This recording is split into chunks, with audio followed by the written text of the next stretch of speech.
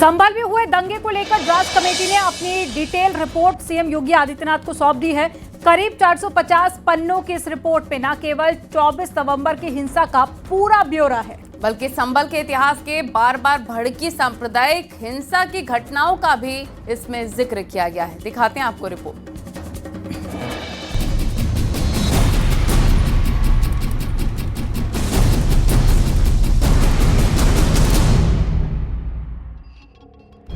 संभल में पिछले साल हुई हिंसा के मामलों में गठित कमेटी ने सीएम योगी आदित्यनाथ को रिपोर्ट सौंप दी है। हिंसा के मामले में करीब 450 पन्नों की रिपोर्ट सीएम को सौंपी गई है। इस रिपोर्ट में न सिर्फ 24 नवंबर 2024 को हुई हिंसा के बारे में बताया गया, बल्कि संभल के इतिहास में कब कब कितने दंगे हुए, उन दंगों में क्या क्या हुआ आदि के बारे में विस्तार से जानकारी दी गई।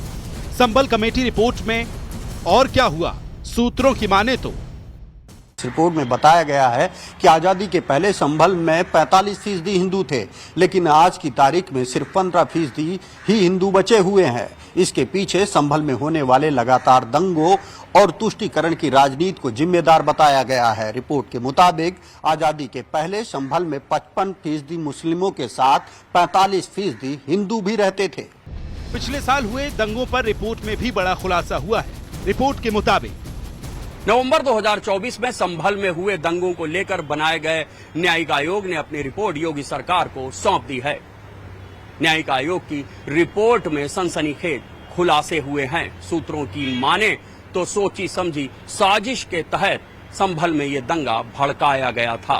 बड़े पैमाने पर हिंदुओं को मारने की प्लानिंग थी, लेकिन हिंदू मोहल्लों में पुलिस की तैनाती के चलते ये कत्लेआम नहीं हो पाया। बाहर से बाकायदा दंगाई बुलाए गए थे।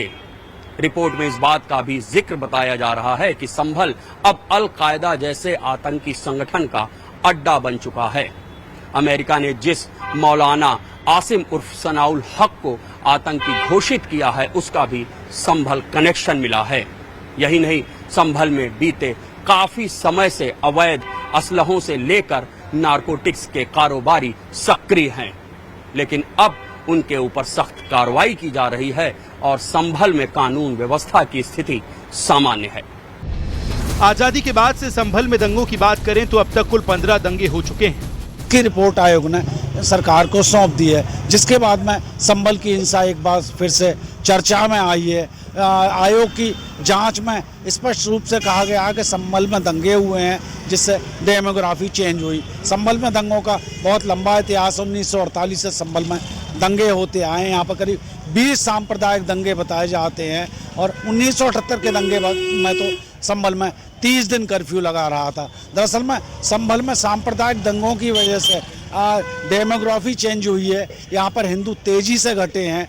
शहर में हिंदुओं की आबादी करीब 15% रह गई है। दरअसल साल 2024 में संभल में हुई हिंसा पर उत्तर प्रदेश सरकार ने 3 सदस्यीय जांच टीम बनाई थी। इसमें हाईकोर्ट के पूर्व सेवानिवृत्त जज देवेंद्र अरोड़ा को अध्यक्ष बनाया गया था। रिटायर्ड आईपीएस AK जैन और अमित प्रसाद सदस्य के रूप में शामिल किए गए थे, जिसकी रिपोर्ट में चौंकाने वाले खुलासे हुए हैं। Bureau report, news 18, Uttar Pradesh, Uttarakhand.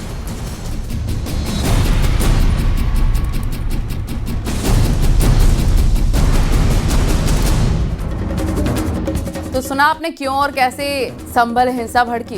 Report के मुताबिक इन दंगों का असर यहाँ की डेमोग्राफी पर भी पड़ा है। कभी संभल की 45% आबादी हिंदू हुआ करती थी, लेकिन लगातार होने वाली हिंसा और असुरक्षा की वजह से आज वे घटकर सिर्फ 15 से 20% ही रह गई है। अब आपको सुनाते हैं जांच कमेटी के सदस्य क्या कहते हैं। नवंबर के एंड में कमीशन का गठन हुआ था और आज रिपोर्ट सौंप दी है।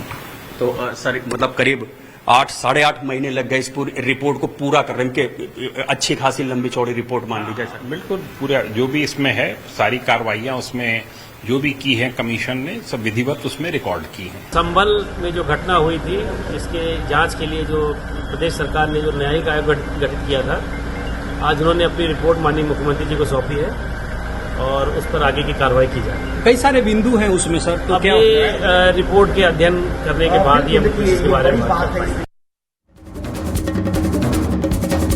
रिपोर्ट के मुताबिक दंगों और तुष्टीकरण की राजनीति से संभल की डेमोग्राफी को पूरी तरह से बदल दिया गया। पिछले साल हुए दंगों पर रिपोर्ट में ये बड़ा खुलासा हुआ है। अब इस रिपोर्ट पर सियासत भी शुरू हो गई है। सुनिए। न्यायिक जांच आयोग ने जो रिपोर्ट सौंपी है उसमें इस बात का स्पष्ट उल्लेख है कि पूरी तरह से दंगा सुनियोजित था। जो स्थानीय सांसद थे समाजवादी पार्टी के, उन्होंने और जो इंतजामिया कमेटी थी मस्जिद की, उन लोगों ने साजिश रच करके इस दंगे को कराने का काम किया था। हमारी प्रतिबद्धता उत्तर प्रदेश में हर स्थिति में हम लॉ एंड ऑर्डर को मेंटेन करने को है। हम कानून व्यवस्था को मजबूत करेंगे। किसी को भी दंगा फसाद लॉ एंड ऑर्डर से छेड़छाड़ करने की इजाजत नहीं होगी। जब भी कोई बहुत ही विशेष मुद्दा होता है तो उस मुद्दे से भटकाने के लिए भारतीय जनता पार्टी के लोग या उनका गुट कोई ना कोई इस तरह के प्रकरण करता है जो लोगों के बीच में भ्रम फैला सके और सही मुद्दों से ध्यान भटका सके। ये जो कमेटी बनाई थी योगी सरकार ने बनाई थी, तो योगी सरकार जो कहेगी वही कमेटी रिपोर्ट देगी। तो तमाम रिपोर्टों के पीछे ये पूरे एक्सरसाइज के पीछे मकसद यही है कि किसी तरह हिंदू मुस्लिम डिवाइड हो, हिंदू मुस्लिम के बीच में नफरत और घृणा बढ़े। मकसद ये नहीं है कि दंगा हुआ है तो वहाँ शांति हो, वहाँ आपस में भाईचारा हो, फिर से लोग आपस में मिलजुल कर रहें। ये उद्देश्य इस कमेटी का नहीं था। संभल में साल 2024 में हुए दंगों को लेकर कई और बड़े खुलासे हुए हैं और इस दंगे में हिंदुओं को मारने की भी प्लानिंग थी। रिपोर्ट पर हिंदू और मुस्लिम धर्मगुरुओं का क्या कहना है वो भी आपको सुनाते हैं। कैसे हिंदुओं को प्रताड़ित किया जाए, कैसे जहां हिंदू चार घर है वहां कैसे दंगे किए जाएं, ये सारे के सारे उस रिपोर्ट में आया है। कितनी दुर्भाग्य की बात है। मैं पूछना चाहता हूं कि जो लोग हिंदू मुस्लिम एकता की बात करते हैं वो लोग क्यों चुप हैं, क्यों मौन हैं? ये बायस रिपोर्ट है। आपको याद होगा महामंदिर के ऊपर जो विवाद हुआ था और कहा गया था इसको ढक दिया गया, इसकी दीवारें खड़ी कर दी गई। मंदिर के पुजारी ने और मुतवल्ली ने सामने आकर ये कहा था कि नहीं, हमें किसी ने यहाँ से नहीं भेजा, किसी ने हमको मजबूर नहीं किया जाने पर हम अपने काम की वजह से दूसरी जगह सेट हो गए हैं। हम दंगों की वजह से या किसी का डराने धमकाने की वजह से नहीं गए हैं। ऐसी तमाम बातें सामने आने के बावजूद इस तरह की रिपोर्ट पेश करना, मैं समझता हूं ये दंगा और नफरत फैलाने वाली रिपोर्ट है। संभल में 1947 में वहां की हिंदुओं की जनसंख्या 45 से 50% थी। आज वहां पर 15% रह गई है। आखिर वो 30% हिंदू कहां चले गए? वहां से भय से निकले हैं। 1978 का वो दंगा जब 209 लोग मारे गए थे और अभी तक तो अनेकों वहां दंगे हो चुके हैं, बार बार दंगे हुए हैं और हर दंगों में हिंदुओं को हानि उठानी पड़ी है, परिवार की हानि उठानी पड़ी है, अपनी संपदा की हानि उठानी पड़ी है। इधर संघ के सरकारों से संबंध पर मोहन भागवत का बड़ा बयान आया। संघ प्रमुख ने कहा कि सब कुछ संघ तय करता है, ये गलत है। तय हम करें तो क्या इतना समय लगता? हम सलाह देते हैं, सरकार अपना काम करती है, उनकी तरफ से कहा गया है। रिटायरमेंट को लेकर भी संघ प्रमुख ने बड़ा बयान दिया। मैंने कभी नहीं कहा कि कोई कब रिटायर हो, जब तक संघ चाहेगा तब तक काम करता रहूंगा।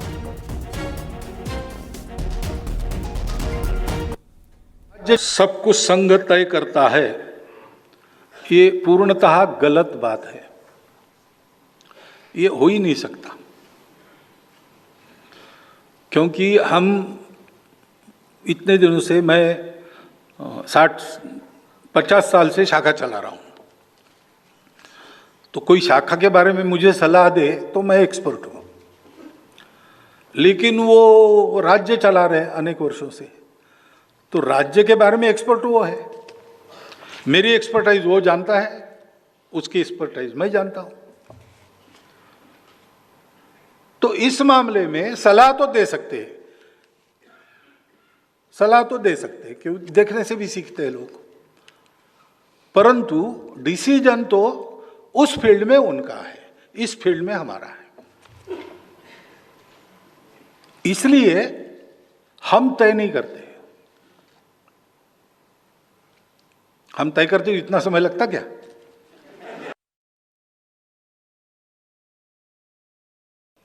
I never said that I will retire or someone should retire.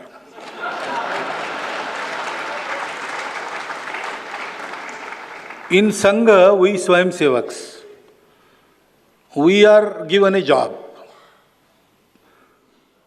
whether we want it or not. So, if I am 80 years old and Sangha will tell me, go run a shaka, I will have to go. I cannot say I have completed 75 years, I want to enjoy the retirement benefits. No, there is no benefit in Sangha. And even if I am 35, Sangha may say, you sit in the office. This is not for retirement of anybody or myself. We are ready to retire any time in the life. And we are ready to work as long as Sangha wants us to work. That is the thing.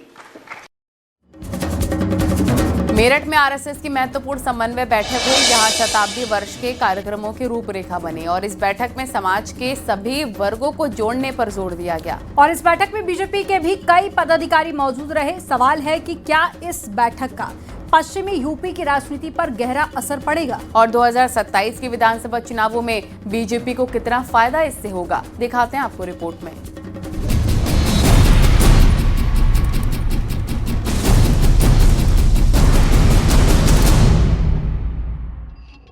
Meerut के शताब्दी नगर स्थित माधव कुंज में RSS की मेरठ प्रांत समन्वय बैठक आयोजित हुई। राष्ट्रीय स्वयंसेवक संघ के सह सरकार्यवाह डॉक्टर कृष्ण गोपाल जी ने विजयादशमी से शुरू हो रहे शताब्दी वर्ष में ग्रामीण मंडल और शहरी बस्ती स्तर पर हिंदू सम्मेलन पर जोर दिया। इसमें सामाजिक एकता, सद्भाव और पंच परिवर्तन पर चर्चा होगी। जानकार मानते हैं कि आरएसएस का पश्चिमी उत्तर प्रदेश में मजबूत नेटवर्क है, जो जाट, किसान, ओबीसी और दलित समुदायों तक फैला हुआ है। शताब्दी वर्ष के गृह संपर्क और सद्भाव कार्यक्रमों से हिंदू एकता मजबूत होगी, जो बीजेपी की विचारधारा से जुड़ाव बढ़ाएगी। पंचायतों का परिसीमन का कार्य भी इस समय चल रहा है, तो ये चुनाव अगले साल होने जा रहे हैं और उसके ठीक बाद फिर 2027 के विधानसभा चुनाव हैं। तो इस मायने में आरएसएस की जो ये एक्सरसाइज है, जिसमें वो गांव-गांव तक, गली-गली तक पहुंचना चाहते हैं, किसानों तक पहुंचना चाहते हैं, दलितों तक पहुंचना चाहते हैं, छात्रों तक, विश्वविद्यालय के यूथ तक पहुंचना चाहते हैं, उसको निश्चित तौर पर इस तरह से देखा जा रहा है कि इसका भारतीय जनता पार्टी को आने वाले चुनावों में लाभ हो। साल 2024 लोकसभा चुनाव में बीजेपी को पश्चिमी उत्तर प्रदेश में झटका लगा था, लेकिन आरएसएस की जमीनी पहुंच ने हरियाणा, महाराष्ट्र जैसे राज्यों में पार्टी को फायदा पहुंचाया। विशेषज्ञों के अनुसार मेरठ जैसी बैठकें पश्चिमी यूपी में सामाजिक समरसता को बढ़ावा देंगी, जो सांप्रदायिक सद्भाव और विकास के मुद्दों पर फोकस करेंगी। इससे बीजेपी का वोट बैंक मजबूत होगा। 28 सितंबर 2025 से प्रारंभ होने वाले कार्यक्रम सितंबर 2026 तक होंगे और जिस तरह से बीते दिनों मेरठ में संघ की बड़ी बैठक हुई है, निश्चित तौर पर ये कार्यक्रम बेहद महत्वपूर्ण होंगे। भारतीय जनता पार्टी ने भी इन कार्यक्रमों को लेकर अपने स्तर पर तैयारियां शुरू कर दी। 2027 के विधानसभा चुनाव के लिए बैठक बीजेपी के लिए बड़ा बूस्टर साबित हो सकती है। आरएसएस की रणनीति से पार्टी ने 2014 से 2019 में उत्तर प्रदेश में सफलता पाई थी। अब शताब्दी वर्ष के अभियान से ओबीसी, दलित और किसान वर्गों में पहुंच बढ़ेगी। इससे पश्चिमी उत्तर प्रदेश की राजनीति को नई दिशा भी मिलेगी और 2027 के चुनाव में बीजेपी को इससे रणनीतिक लाभ मिल सकता है। मेरठ से उमेश श्रीवास्तव की रिपोर्ट।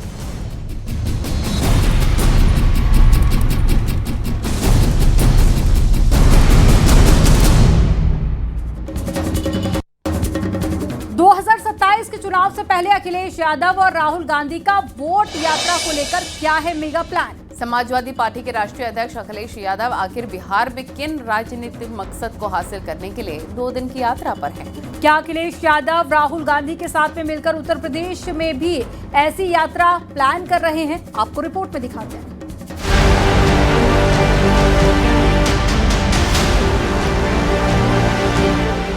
सियासत में कई बार जो दिखता है वो होता नहीं है। समाजवादी पार्टी के राष्ट्रीय अध्यक्ष अखिलेश यादव बिहार जाकर एक तीर से 2 निशाने साधना चाहते हैं। जिस तरह से इंडिया ब्लॉक ने वोट चोरी का मुद्दा उठाया है, इसका लाभ समाजवादी पार्टी उत्तर प्रदेश में भी लेना चाहती है। समाजवादी पार्टी इस बात को भी जानती है कि बिहार राज्य में जिस तरह का चुनावी समीकरण मिलेगा, उससे कम सीमावर्ती उत्तर प्रदेश के जिलों में उसका असर पहुंचेगा। आने वाले दिनों में उत्तर प्रदेश की सियासत में भी तल्ख तेवर दिखाने का भी संदेश और संकेत दे रहे हैं अखिलेश यादव। तो ये चुनाव के साथ साथ बिहार के समीकरणों पर असर डालने के साथ ही उत्तर प्रदेश में भी आने वाले दिनों की जो सियासत सरगर्म होगी समाजवादी पार्टी की तरफ से वोटर और वोटों को लेकर, उस मुद्दे को उठाने को लेकर, ये उसी दिशा में संकेत कर रहा है। अखिलेश यादव की ये यात्रा यही संदेश दे रही है। अखिलेश यादव इस तरह की स्क्रिप्ट भी लिखने की कोशिश कर रहे हैं कि अगर जरूरत पड़े तो उत्तर प्रदेश में वो राहुल गांधी के साथ मिलकर वोट यात्रा निकाल सके और आम जनता के बीच में ये संदेश देने की कोशिश करें कि मौजूदा सरकार ने उनके वोटों की चोरी की है। जो वोट चोरी और वोट डकैती की बात है उसको जोर शोर से उठाएंगे। उत्तर प्रदेश में जिस तरह की बेईमानी और पक्षपात हुआ है उसका उदाहरण जरूर बिहार की जनता को देके आगाह किया जाएगा कि वो अपने यहाँ ऐसा न होने दें। तो इन सब के लिए बड़े बड़े लीडर्स जाएंगे और एक दूसरे की मदद करनी चाहिए इंडिया अलायंस के लोगों को। समाजवादी पार्टी एक तरफ जहां संगठन पर काम कर रही है, वहीं दूसरी तरफ पीडीए का नारा भी बुलंद कर रही है। इस बीच में उनको वोट न्याय यात्रा के रूप में एक नया मुद्दा भी मिल गया है। हालांकि ये वक्त बताएगा कि ये सारी रणनीति समाजवादी पार्टी के लिए कितना सफल होती है। हालांकि अखिलेश यादव बिहार जा रहे हैं, लेकिन उनकी नजर उत्तर प्रदेश पर पूरी तरह से है और उससे पहले की ये तैयारी साफ तौर से दर्शाती है कि आने वाले दिनों में भी उत्तर प्रदेश में इस तरह की न्याय यात्रा निकल सकती है। कैमरा पर्सन आदिल के साथ अलाउद्दीन, न्यूज़ 18 लखनऊ। वार्षिक उद्योग सर्वेक्षण 2023-24 के आंकड़ों के मुताबिक उत्तर प्रदेश रोजगार और कारखानों की संख्या के मामले में देश के शीर्ष 5 राज्यों में शामिल हो गया है। सरकार ने बताया कि राज्यों में पिछले एक दशक के दौरान औद्योगिक क्षेत्र ने 57 लाख से ज्यादा रोजगार पैदा किए हैं और रिपोर्ट के मुताबिक रोजगार के मामलों में उत्तर प्रदेश, तमिलनाडु, गुजरात, महाराष्ट्र और कर्नाटक के साथ शीर्ष 5 राज्यों में शामिल हो गया है। राष्ट्रीय स्तर पर रोजगार में उत्तर प्रदेश की हिस्सेदारी 8% रही है। पिछले 8.5 वर्षों में औद्योगिक विकास की तीव्र गति ने लाखों प्रत्यक्ष और अप्रत्यक्ष रोजगार पैदा किए हैं। प्रदेश सरकार ने कहा है कि उसने घरेलू और अंतर्राष्ट्रीय दोनों स्तरों पर निवेश के लिए अनुकूल माहौल बनाया है, जिसके चलते निवेश बढ़ा और नए कारखानों की स्थापना भी हुई है।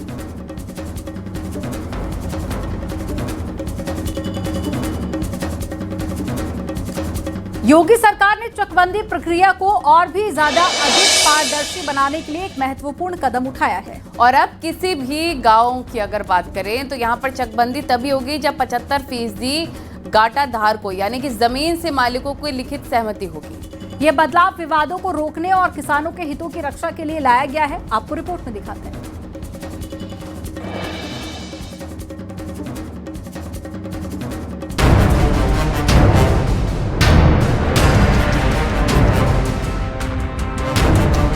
उत्तर प्रदेश के 1,07,529 राजस्व ग्रामों में से 1,55,000 गांव की चकबंदी पहले ही हो चुकी है, लेकिन अभी भी 6,974 गांव में एक बार भी चकबंदी नहीं हुई।